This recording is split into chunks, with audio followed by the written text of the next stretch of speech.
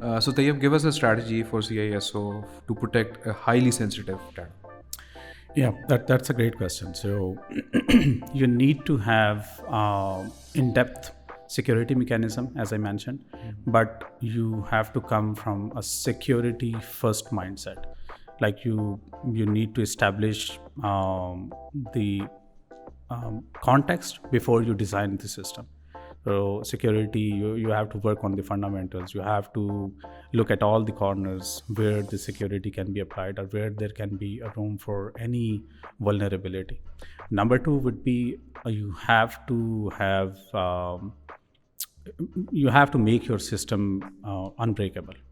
So that is something that where you have to implement all those security measures or fundamentals that you have already sorted out, brainstormed. You have to apply those on all those levels. Then on third level, you have to have make the system or make disruption difficult. So you have to imagine that your system gets broken. Somebody has entered into your system. So you have to see how you can mitigate the risk, how quickly you can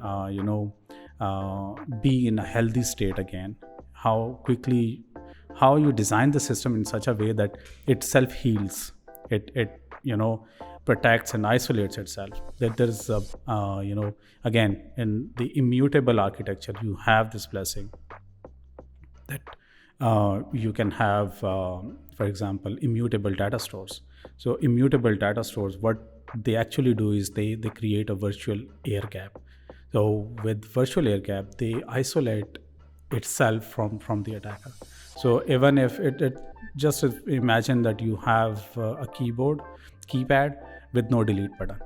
So when you are going to have access to the data as well, so you can't really delete that, erase that, because it is going to create copies of itself. Just like what we see in any distributed architecture or in blockchain, so where the information never gets deleted but it gets appended. So that's the idea. And then on the fourth stage, you have to reduce the downtime. You have to make the system in such a way that you have created different mechanisms. For example, you have a disaster recovery mechanism. You have any system that can be spinned up without in no time. So all of these measures can be considered when we are going to design a system.